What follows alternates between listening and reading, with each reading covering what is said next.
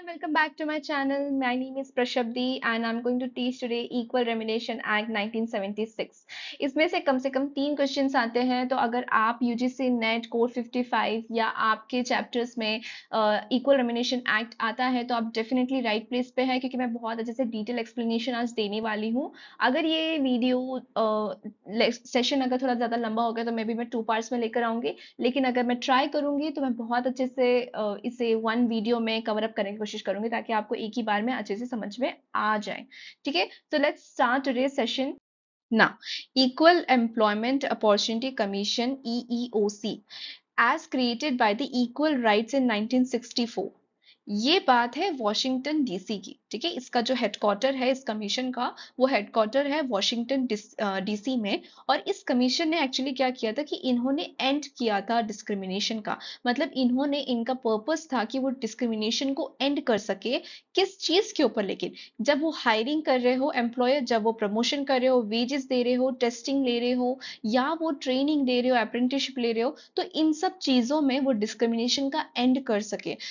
कि वो, और वो किस बेस पे डिस्क्रिमिनेशन करते थे?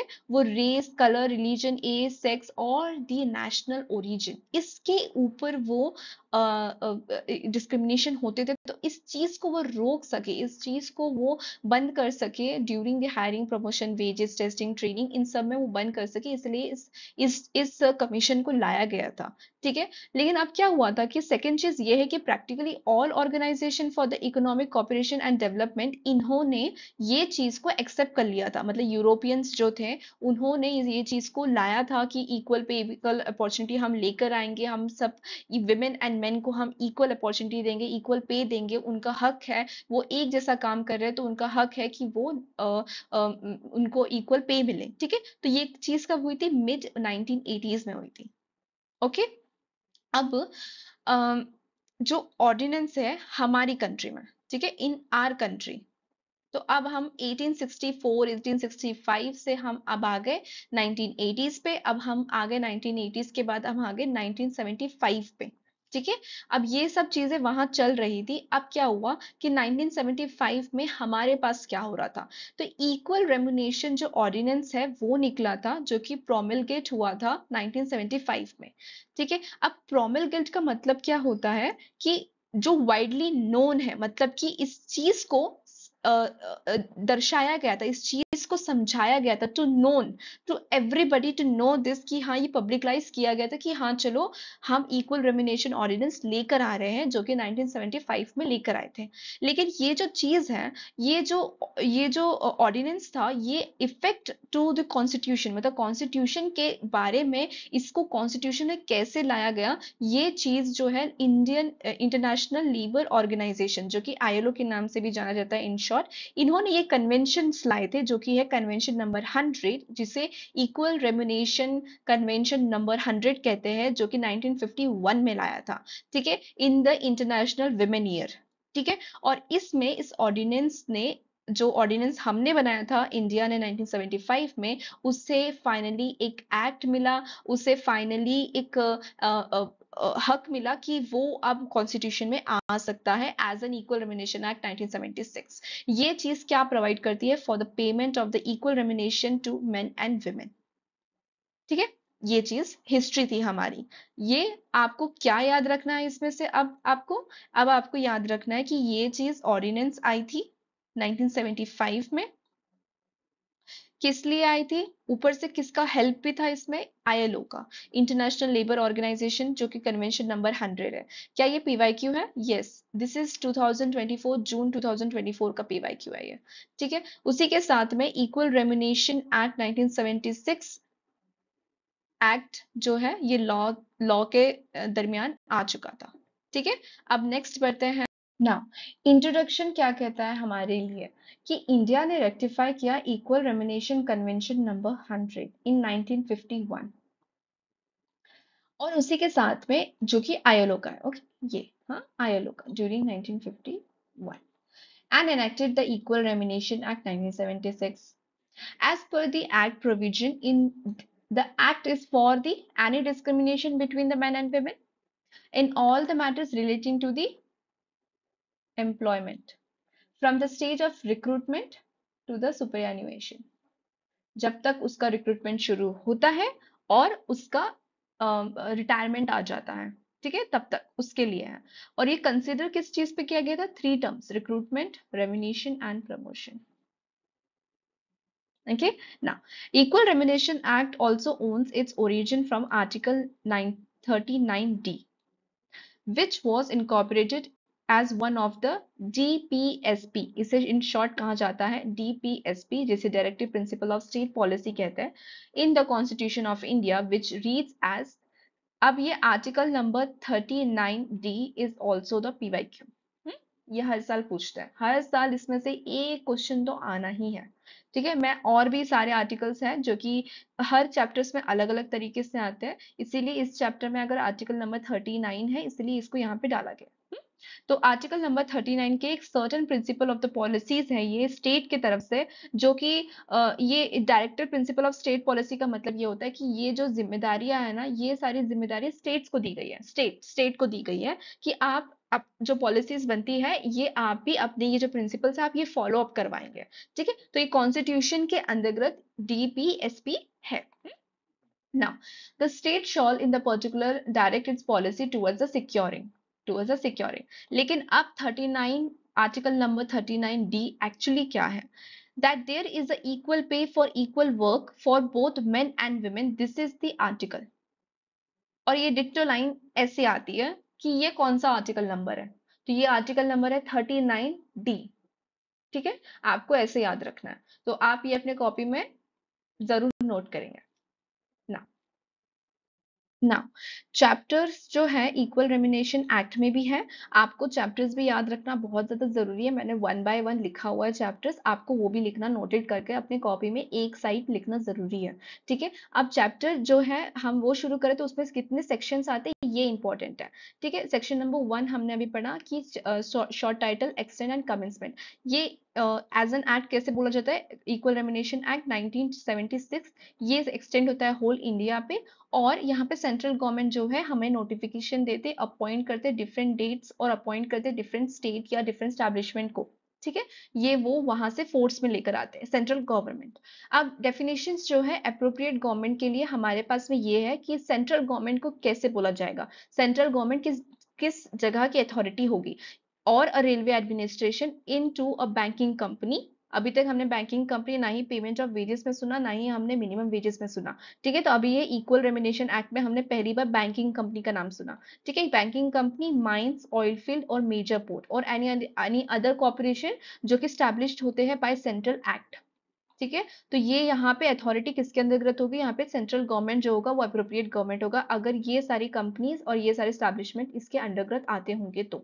और अगर वही चीज मैंने एंड यहाँ पे लिखना मैं भूल गई हूँ, मैं अगर मुझे जगह मिली तो मैं लिख दूंगी, ठीक है। और अगर ये चीज है कि स्टेट गवर्नमेंट किसके लिए अप्रोप्रिएट गवर्नमेंट होगा, तो जो अदर स्टैब्लिशमेंट्स होते हैं उनके लिए स्टेट गवर्नमेंट होता है, ठीक है। आप अपनी कॉपी में भी ऐसे लिख सकते हैं ना। कमेंसमेंट ऑफ दिस एक्ट जो कि है section number 2B, commencement of this act, तो इन मतलब कि means in relation to any establishment or the employment, the date on which this act comes into the force in respect of that establishment or the employment। अब समझ लो कि कोई establishment है उसमें अब विमेन का भी काम शुरू हो गया है, ठीक है, लेकिन उससे पहले वो एम्प्लॉयमेंट पे काम नहीं था, तो क्या अब वो एम्प्लॉयमेंट में इक्वल रेम्युनेशन एक्ट नहीं होगा? नहीं, अब होगा, ठीक है। तो इन्होंने यही बोला कि कमिटमेंट ऑफ दिस एक्ट का मतलब है कि जब वो स्टैब्लिशमेंट या वो एम्प्लॉयमेंट में ये एक्ट आ जाता है तब उसी दिन से वो शुरुआत हो जाती है कि आप वेन मेन एंड वुमेन को आप इक्वली पे करेंगे, ठीक है, जब काम पे बात आती है तो, ठीक है ना।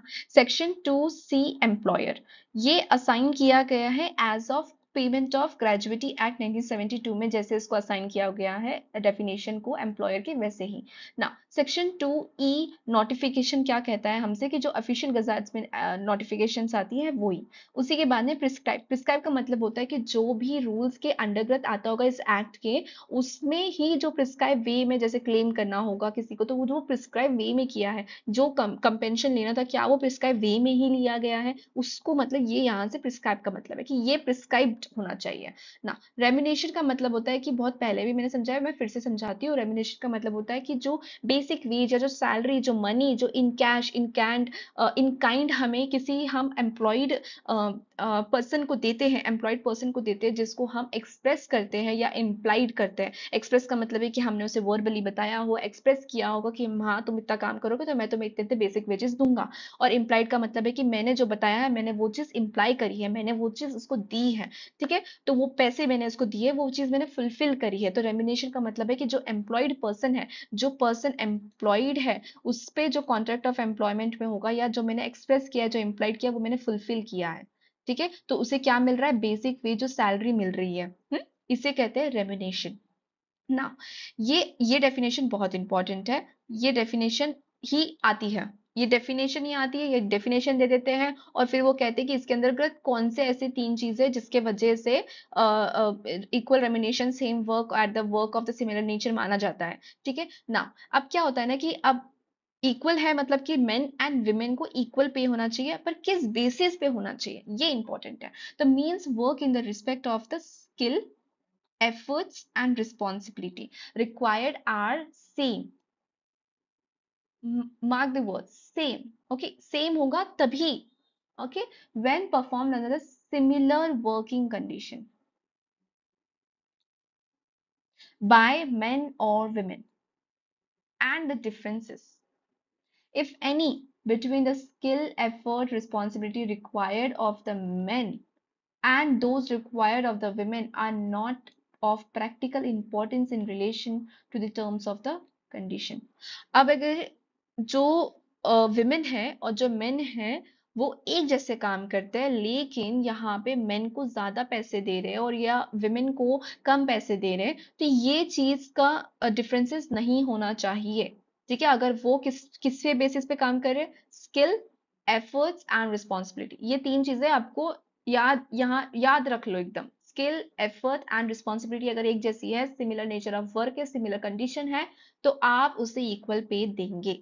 ठीक है, ये यहाँ पे कहा गया है। तो आपको ये अच्छे से याद रखना और अपनी कॉपी में भी लिखना है। सेक्शन 2H, सेम वर्क और work of similar nature on what basis skill, efforts and responsibility are the same under the similar working condition, then she and he should get a same equal pay.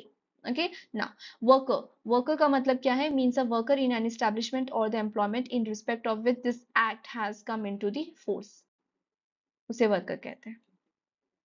Now, section number 3, act to have a overriding effect. Act to have a overriding effect का मतलब ये होता है कि अगर समझ लो कोई employ है, ठीक है, उसका कोई अवार्ड आया है, उसका कोई एग्रीमेंट था, उसका कोई कॉन्ट्रैक्ट ऑफ सर्विस है। ठीक है, ये तीन चीजें मैंने यहीं पे बता दी आपको।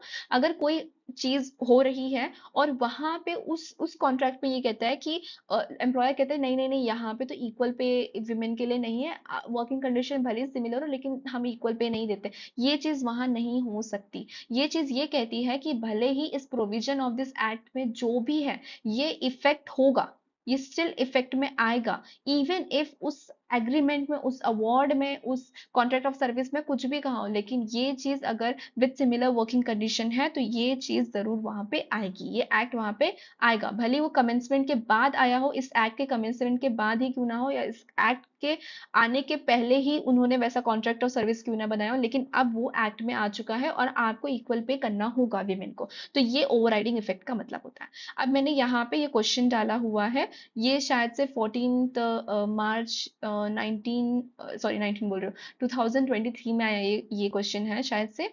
अब यहाँ पे ना, जैसे मैं हमेशा बताती हूँ कि which of the following dimension of work need to be same when performed under the similar working condition of the considering them as the same work और the work of similar nature as पर equal remuneration act.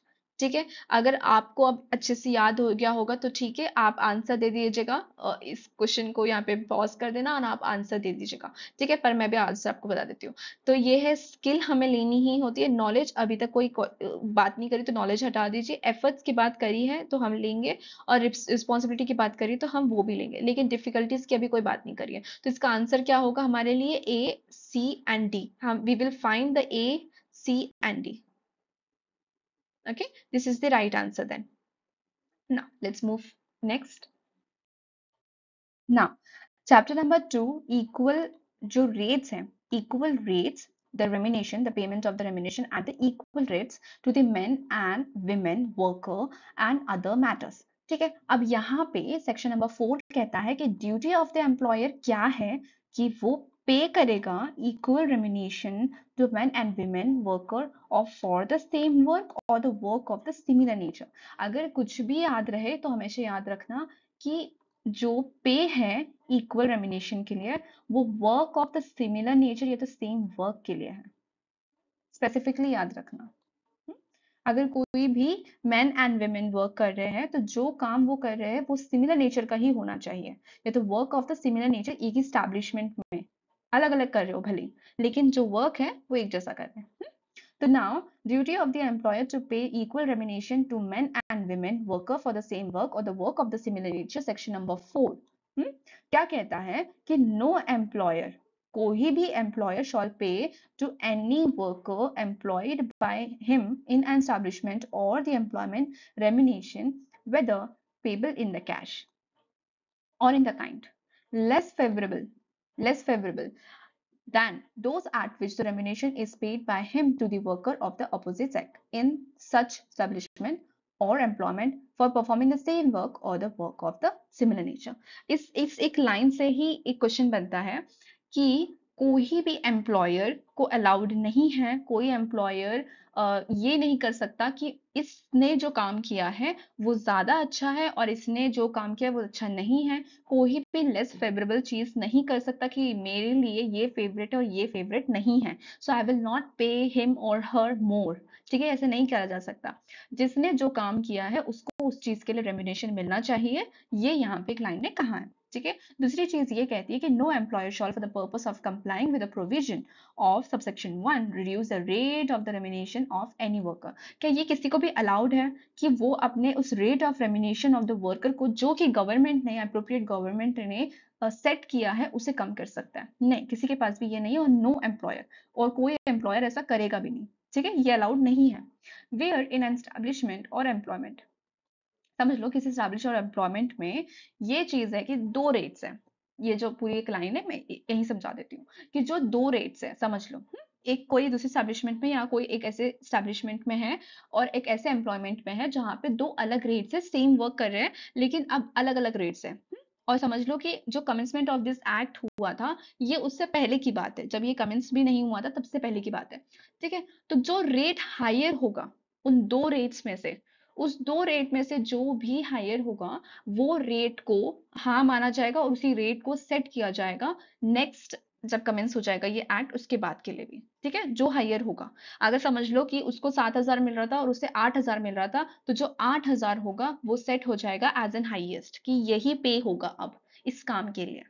ठीक है, तो जो commencement के पहले अगर कोई भी दो रेट्स थे, एक ही काम करने के लिए, एक जैसे काम करने के लिए दो रेट्स थे, तो उस दो रेट्स में से जो बड़ा होगा, जो हाईएस्ट होगा, वो कंफर्म करके इस रेट को सेट किया जाएगा। ठीक है, और वही चीज पेबल होगी टू मेन एंड वुमेन। ये इस पूरे पैराग्राफ में कहा है। ठीक है, अब आगे बढ़ते हैं। आई होप सेक्शन नंबर 4 आपको अच्छे से समझ में आ गया होगा। अब आगे बढ़ते हैं। Section number 5, no discrimination. अब अगर ड्यूटी थी किसी की तो डिस्क्रिमिनेशन की भी ड्यूटी किसकी है कि वो डिस्क्रिमिनेशन नहीं होने देगा। वो है no discrimination to be made while recruiting men and women. तो वो कौन कर रहा है कि नो एम्प्लॉयर शॉल, कोई भी एम्प्लॉयर हो वो रिक्रूटमेंट करते वक्त, रिक्रूटमेंट मतलब कि जो जिस काम के लिए कर रहा है ना, उस काम के वक्त पे कोई भी रिक्रूटमेंट करते वक्त किसी भी कंडीशन के अंतर्गत आप इसमें कोई भी डिस्टिंग्विश नहीं करेंगे, कोई डिस्क्रिमिनेशन आप नहीं करेंगे। ठीक है, तो employer while making the recruitment for the same work और the work of the similar nature और in any condition of the service, जो रिक्रूटमेंट हो रही है प्रमोशन के लिए या तो ट्रेनिंग और ट्रांसफर के लिए भी, तब भी आप उसमें डिस्क्रिमिनेशन नहीं करेंगे अगेंस्ट द वुमेन। ठीक है, ये बोला गया against the women, except where the employment of the women in such work is prohibited or restricted by or under any law for the time being in the force, provided that the provision of this section shall not affect any priority or reservation of scheduled caste, scheduled tribes, ex-serviceman, or retrenched employee of any other classes or category of a person in matter of recruitment of the post in the establishment or the employment। दो चीज है कि अगर समझ लो, यहां से highlight वाली बात ये है कि किसी भी एम्प्लॉयमेंट में अगर वो विमेन अलाउड नहीं है, वो प्रोहिबिटेड है, उस काम के लिए वो प्रोहिबिटेड है, रिस्ट्रिक्टेड है, तो वो वहां अलाउड नहीं है और वहां पे उसको मना किया जा सकता है। ठीक है, कि आप यहाँ काम नहीं कर सकते। तो वो डिस्क्रिमिनेशन नहीं है, वो ये है कि वो प्रोहिबिटेड है, बाय लॉ प्रोहिबिटेड है। एनी लॉ, किसी भी लॉ के वजह से वो प्रोहिबिटेड है कि वहां पे विमेन काम नहीं कर सकती, इसीलिए वहां रोका जा सकता है। दूसरी चीज ये है कि कोई डिस्क्रिमिनेशन का मतलब है कि कोई डिस्क्रिमिनेशन नहीं होना चाहिए और ऐसी कोई इफेक्ट नहीं होना चाहिए जहां पे schedule class, schedule tribes, ex serviceman, retrench employment और any other class of category person आते हो। ठीक है, ऐसा कोई डिस्क्रिमिनेशन जो है नहीं होना चाहिए, ये चीज इफेक्ट नहीं होनी चाहिए इन्हें। ठीक है, ये ऐसा कहा गया है एज एन इनटू रिक्रूटमेंट। ऐसे ना सेक्शन नंबर 5 पे आई होप आपको समझ में आ गया होगा कि ड्यूटी है। सेक्शन नंबर 4 में ड्यूटी लिखी है एम्प्लॉयर की और सेक्शन नंबर 5 में डिस्क्रिमिनेशन के लिए लिखा है ड्यूटी ऑफ द एम्प्लॉयर। ठीक है, कि एम्प्लॉयर की ड्यूटी है कि वो डिस्क्रिमिनेशन नहीं होने देगा, नो एम्प्लॉयर शॉल। ठीक है, सेक्शन नंबर 4, सेक्शन नंबर 5 पे आई होप आ गया होगा। अब सेक्शन नंबर 6 मोस्ट इंपॉर्टेंट, मतलब ये हर साल का क्वेश्चन है कि यहाँ से तीन चीजें तो आ ही जाती है। यही एक है, एक पूरा टॉपिक है ये कि यहां से क्वेश्चन आएगा ही आएगा। ठीक है ना, section number 6 advisory committee. Advisory committee, advisory committee जैसे नाम है वैसा ही उनका काम है कि एडवाइज करेगी। Advisory committee section number 6 for the purpose of providing increasing employment opportunity for women. The appropriate government कौन कर रहा है? Appropriate government. क्या ये पीवाईक्यू है? यस, यही पीवाईक्यू था।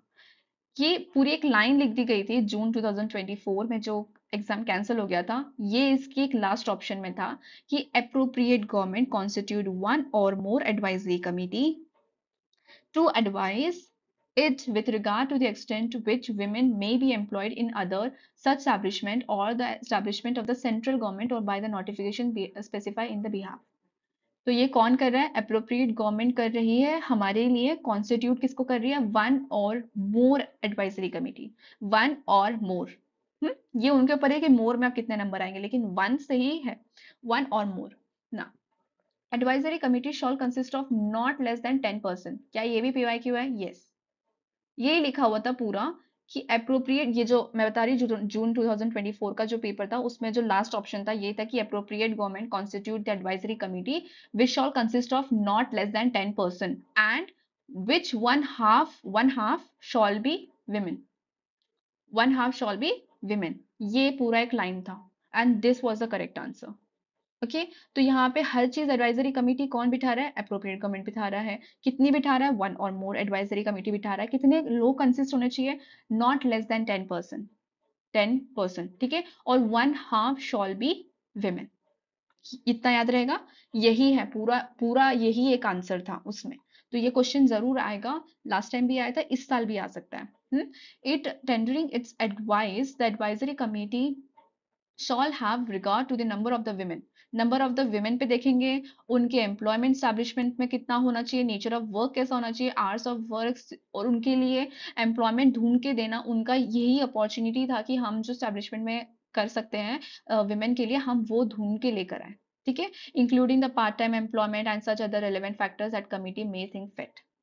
Advisory committee shawl regulate its own procedure. उनके पास उनके खुद के प्रोसीजर है कि वो किस तरह से अपॉर्चुनिटी को ढूंढ के लेकर आएंगे, उनको क्या एडवाइस करना है, सेंट्रल गवर्नमेंट को कैसे बताना है, अप्रोप्रिएट गवर्नमेंट को क्या बताना है, ये सब उनके ऊपर है ना। अप्रोप्रिएट गवर्नमेंट में आफ्टर कंसिडरिंग द एडवाइस, ठीक है, जो एडवाइस वो दे रहे हैं it by the advisory committee, after giving such person concerned with the establishment of the employment and opportunity of make a representation issue such direction respect of the employment of the women worker in the appropriate government thing fits. अगर उनको ये advice पसंद आ गई तो वो advisory committee की जो advice थी वो लेंगे और वो उसको अगर स्टैब्लिश करना होगा उस एम्प्लॉयमेंट में तो वो जरूर से उसे स्टैब्लिश कर सकते हैं। ठीक है, सेक्शन नंबर 6 मोस्ट इंपॉर्टेंट, इस पूरे इक्वल रेम्युनरेशन एक्ट में से सबसे इंपॉर्टेंट।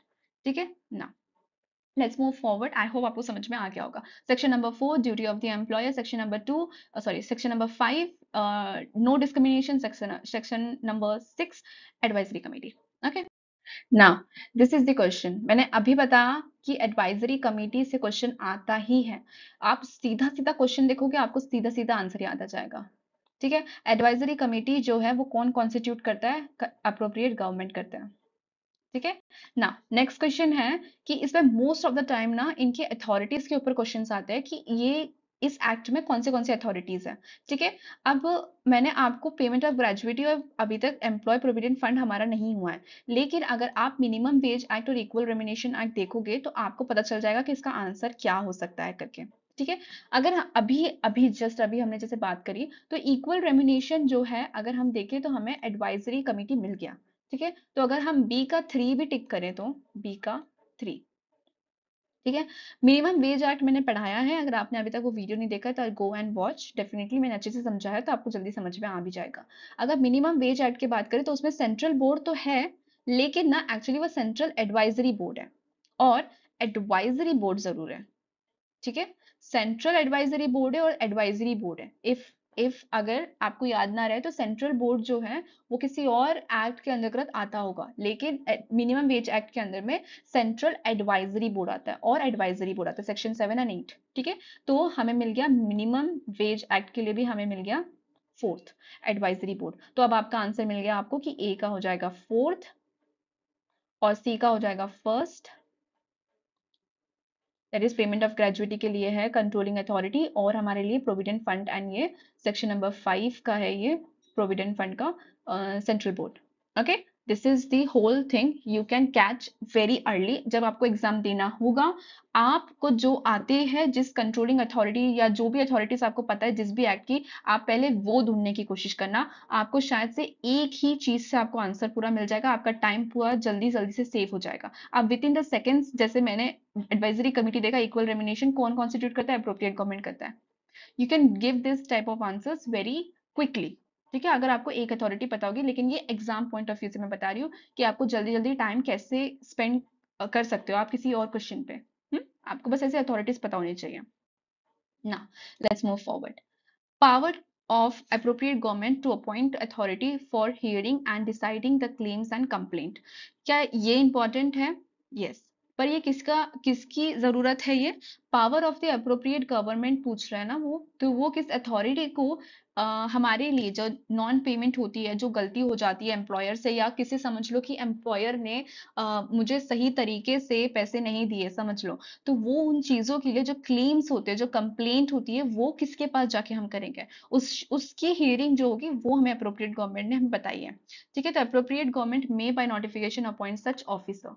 क्या यहाँ पे किसी भी लेबर ऑफिसर अभी तक बात हुई है? Not below the rank of the labour officer. ठीक है, not below the rank of the labour officer. अभी तक हमने rank of the labour officer अभी हमने जाके सुना है, अभी तक हमने इससे पहले कहीं नहीं सुना था। As it think fit to authorities for the purpose of hearing and deciding, labour officer. ठीक है, अप्रोप्रिएट गवर्नमेंट किसको बिठा रहे हैं? Not below the rank of the officer, labour officer. Complaints with regard of the contravention of any provision of this act, complaint regarding the contravention, जो भी इस act में जितने भी प्रोविजंस है, जो भी अगर किसी ने कंपेल कर दिए होंगे, किसी ने गलती कर दी होगी, कुछ भी कर दी होगी, तो उस चीज के ऊपर ही बनाया गया।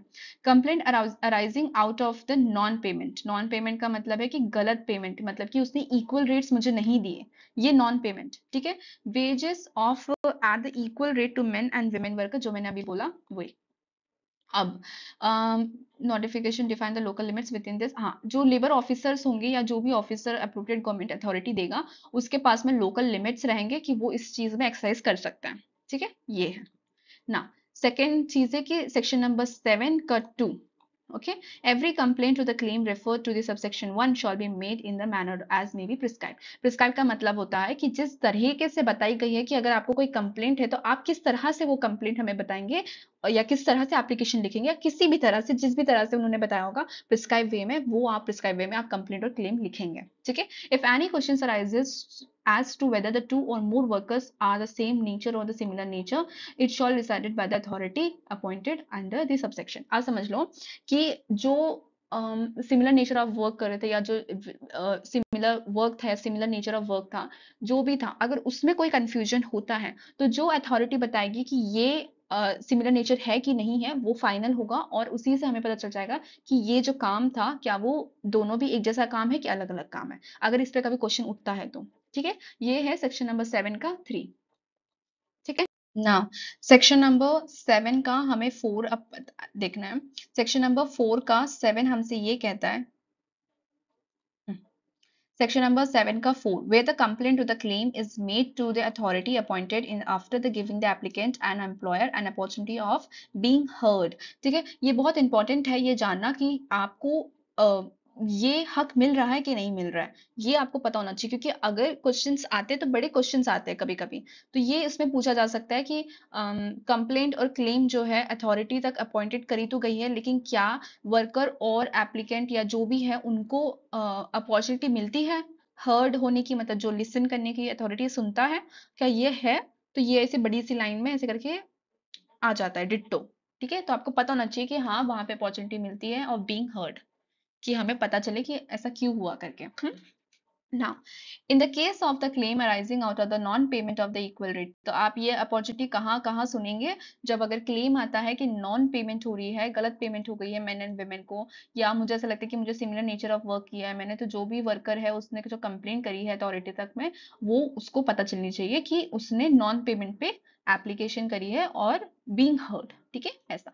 In the case of the complaint case of the complaint that adequate steps to be taken by the employer, और अगर एम्प्लॉयर के पास जाती है समझ लो, तो उसके पास एडुकेट स्टेप्स होने चाहिए कि वो कौन से स्टेप्स लेंगे ताकि ये जो प्रोविजन है ये सब जो है सबसे सब सही सही चले, कॉन्ट्रावेंट ना हो। ठीक है ना, सेक्शन नंबर 5, एवरी अथॉरिटी जो है उनके पास civil code under the code of civil procedure, इनके पास ये अथॉरिटी होती है, मतलब ये चीज उनके पास पावर होती है कि वो क्या कर सकते हैं, वो कर सकते हैं एविडेंस ले सकते हैं, एनफोर्सिंग कर सकते हैं अटेंडेंस ऑफ द विटनेस, मतलब वो हर चीज पता कर सकते हैं, वो हमसे क्वेश्चंस पूछ सकते हैं, वो हमसे डॉक्यूमेंट्स पूछ सकते हैं, वो हमसे कह सकते हैं कि चलो मुझे बताओ कि आप कहाँ थे तब, ऐसा जो भी क्वेश्चन है जैसे भी है, आप उनके पास वैसी पावर्स होती है, तो आप उनसे ऐसा क्वेश्चन नहीं कर सकते कि आप कौन हो। No you can do it. तो आप हमेशा याद रखना कि जितनी भी अथॉरिटीज हम किसी भी एक्ट में पढ़े उनके पास में सिविल कोड की ही पावर होती है। ठीक है ना, सेक्शन नंबर 6, अब समझ लो कि जिस अथॉरिटी के पास हमने, या समझ लो जो अपीलेंट अथॉरिटी है, समझ लो जो भी अथॉरिटी है उसके पास हमने जो कंप्लेन दी या जो हमने अपनी प्रॉब्लम बताई थी उस पे उनको अच्छा नहीं लगा, उन्हें लगा कि नहीं मुझे नहीं मिला है, अ, अ, मुझे मेरा अपॉर्चुनिटी नहीं मिली कि मैं सही हूँ या से जो भी है उनको ठीक नहीं लगा। ठीक है, तो जो कंप्लेंट और क्लेम है ना वो within the 30 days okay, within the 30 days of a date of order, जो अथॉरिटी का ऑर्डर आया ना उस डेट ऑफ ऑर्डर से prefer an appeal to such authority as the appropriate government may by notification specify in this behalf, वो appropriate government authority को बताएगी कि यहाँ से अब तुम हियर करो, अपील करो, कंफर्म करो, मॉडिफाई करो, रिवर्स करो, अब आप करो। ठीक है, तो वो अप्रोप्रिएट गवर्नमेंट के पास जा सकते हैं। ओके ना, नेक्स्ट, अब आते हैं चैप्टर नंबर 3। अब ये चैप्टर नंबर 3 पे अ, 3 शायद से मुश्किल से क्वेश्चन आता है, लेकिन what you have to remember कि duty of the employer, section number 8 कहता है कि duty of the employer to maintain the register. किसकी एम्प्लॉयर की ड्यूटी है ये?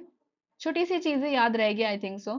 किसकी ड्यूटी है? एम्प्लॉयर की ड्यूटी है। इंस्पेक्टर, सेक्शन नंबर 9, इंस्पेक्टर कौन होता है? जो अप्रोप्रिएट गवर्नमेंट हमें नोटिफिकेशन से बताते हैं कि मैंने सॉरी हमने ये इंस्पेक्टर यहाँ पे लोकल लिमिट्स के साथ में आपको दिया हुआ है, अगर आपको कोई कंप्लेंट हो कुछ भी हो तो आप इनके पास जा सकते हैं। तो appoint such person as think fit to the inspector purpose of making an investigation as whether the provision of this act.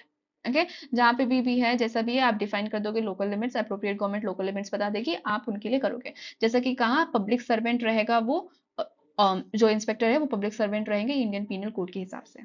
ठीक है ना, I think so it's over over here, अच्छा नहीं, सेक्शन नंबर 9 3 ना, an inspector may at any place within the local limits of the jurisdiction that enter require any employer to produce any register, take on the spot or otherwise evidence of the person। तो inspector के क्या क्या यहाँ पे local limits है या क्या क्या उसके पास पावर है, वो क्या क्या पूछ सकते हैं, वो एंटर कर सकते हैं। अगर उसको एम्प्लॉयर से कोई रजिस्टर चाहिए, कोई मिस्टर रोल चाहिए या तो कोई डॉक्यूमेंट्स चाहिए, तो वो चीज़ की भी प्रोडक्शन करवा सकते हैं, और टेक अ स्पॉट और otherwise evidence of any person. ठीक है, उसी के साथ में क्या है, एग्जामिन कर सकते हैं एम्प्लॉयर, हीज एजेंट और सर्वेंट को, और make a copies of and take extracts. Okay, उसी के साथ में है कि 9(4) any person required by an inspector to produce any register or other document or to give any information shall compile with the such requisition। होना चाहिए, मतलब जो उनसे उनने मांगा है वो आप उनको मिलना चाहिए ना। पेनल्टीज है सेक्शन नंबर 10 चैप्टर 3 का section number 10। any employer being required or under this act so do that, कि अगर समझ लो किसी ने भी यहाँ पे under this किसी एम्प्लॉयर ने गलती करी है, तो उसे सिंपल imprisonment हो सकती है for the term in which extend to the 1 month or the fine of 10,000 rupees or both। ठीक है ना, कि वो किस चीज पे हो सकती है, समझ लो उसने फेल और omits the maintain any register. समझ लो कि उसने प्रोड्यूस ही नहीं किया एनी रजिस्टर और एनी अदर डॉक्यूमेंट और मस्टर रोल्स, और ओमिट द रिफ्यूज टू, और ओमिट मतलब कि उसने मना कर दिया, उसने बोला नहीं give any evidence to agent servant और पर्सन, और उसने बताया कि मैं इन्फॉर्मेशन नहीं दूंगा, तो इस चीज पे उसे 10,000 का पेनल्टी लग सकता है और 1 महीने की उसको जेल हो सकती है अगर उसने इंस्पेक्टर को इन सब चीज के लिए रोका तो। ठीक है ना। दूसरा है सेक्शन नंबर 10(2) फाइन और किस चीज पे लग सकता है, makes and recruitment in the contravention of this provision, जो उसने गलती करी है, कॉन्ट्रावेंट करा है रिक्रूटमेंट के टाइम पे, make any payment of the remuneration unequal rates पे उसने कोई रेम्युनेशन दी है, तब ये दूसरा वाला लगेगा, एनी डिस्क्रिमिनेशन किया होगा। ठीक है, और उसको कितना लगेगा, 10,000 रुपए लगेगा एज एन पेनल्टी, या तो 20,000 रुपए लग सकता है, और इम्प्रिजनमेंट हो सकती है not less than 3 months which can extend to 1 year, और अगर उसने फिर से वही वही किया तो उसको 2 साल की लग सकती है जेल। ठीक है ना। Third, punishable with the fine which may extend to 5,000 rupees if the person being required so do omits or refuse to produce any inspector any register or other documents or give any information। वो information नहीं दे रहे, वो documents नहीं दे रहे inspector को, तो उसको 5,000 की पेनल्टी लग सकती है। ठीक है, तो आपको इसमें से सब कुछ याद रखना है। मुझे लगता है कि आपको सिर्फ नंबर पता होना चाहिए कि कितना लग सकता है करके और कितने साल की जेल हो सकती है, बस। ठीक है, रिमेम्बर ना। ऑफेंस बाय कंपनीज का मतलब है section number 11 that shall to be guilty of offence and shall be liable to proceed against and punish accordingly. समझ लो कि अब किसी ने एक्चुअली जो जिसने भी ऑफेंस किया है, ठीक है, समझ लो जो भी एम्प्लॉयर के साइड से था, जो भी एम्प्लॉयर जो भी है जिसने भी इस ऑफिस में उस कंपनी में ऑफेंस किया है, उसको गिल्टी और उससे पूछा जाएगा, उसको वो लाइबल होगा proceed against the punishment also. ठीक है, जब वो उस वक्त जब वो वहां पे प्रेजेंट था, ठीक है, अगर जब वो ऑफेंस हुआ था तो क्या वो उसकी गलती है कि नहीं है, वो जानना और पहचानना और वो सब पूछना, ये सब उनके ऊपर है। And offence by the company का मतलब है कि जिसकी गलती है उससे वो गिल्टी होना चाहिए और उसे पनिशमेंट मिलनी चाहिए। Cognisance and trial of offence का मतलब होता है कि कॉग्निसेंस का मतलब होता है कि नोटिस नोटिस मिलना, ठीक है, तभी वो जाके ट्रायल ले सकते हैं। तो ये जो जुडिशियल मजिस्ट्रेट्स होते हैं, इनके पास में पहले वो नोटिस जाएगा, फिर ही वो ट्रायल कंडक्ट कर सकते हैं। ठीक है, power to make the rules है central government may by notification make a rules for carrying out the provision of this act।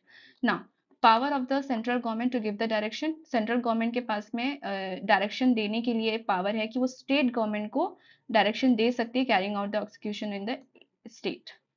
ठीक है, तो ये है 11, 12, 13 and 14। Is it important? I believe that sometime questions नहीं आते हैं, मोस्टली क्वेश्चंस आते हैं सेक्शन नंबर 4, 5, 6 एंड 7, 8 मुश्किल से, who look after the register। okay, now act not to apply in the certain special cases, जब ऐसे केसेस होते हैं जहां पे इक्वल रेमिनेशन एक्ट जो है वो एक ऐसे किसी स्पेशल केसेस पे एक्ट अप्लाई नहीं हो पाता, in the case of affecting the terms and condition of the women employment in complying with the requirements of the law, और एक स्पेशल ट्रीटमेंट जहां पे वुमेन को दी जा रही है जब वो बर्थ या तो expected child of the birth of the child हो रहा हो तब, and the terms of the condition relating to the retirement, marriage or death of the provision of this connection with the retirement, marriage or the death। ठीक है, तब ये special cases होते हैं जहां पे ये एक्ट जो है अप्लाई किया जाता है या नहीं किया जाता है, वो अथॉरिटी बताती है। ठीक है, ना। So thank you so much. And equal remuneration यहीं पे मैंने एक ही इसमें पूरा करने की कोशिश करी है, और बहुत ही अच्छे से मैंने समझाने की कोशिश करी है। जो भी पीवाईक्यूज आते हैं वो भी मैंने अच्छे से समझाने की कोशिश करी है। You best do is that you make your notes, your own notes, write down in the short, जो भी मैंने हाईलाइट करके बताया आप उसको छोटे छोटे इसमें लिखने की कोशिश करो। पूरा लिखने की कभी जरूरत नहीं पड़ती है, हमेशा छोटे वर्ड्स में लिखने की कोशिश करो जिससे याद रहे आपको। ठीक है, थैंक यू सो मच। आप मिनिमम वेजेस एक्ट और पेमेंट ऑफ वेजेस एक्ट भी जरूर देखिए, अगर आपने अभी तक वो नहीं देखा और आप यूजीसी के लिए तैयारी कर रहे हैं, तो do subscribe and do like my channel also, ताकि मुझे भी थोड़ी ग्रोथ मिल सके और मैं आपको और अच्छे से वीडियोस दे सकूं। ठीक है, and please do comment and let me know कि आपको और कौन से टॉपिक्स चाहिए। It will help me more. Okay, thank you so much and have a very very wonderful day. Bye.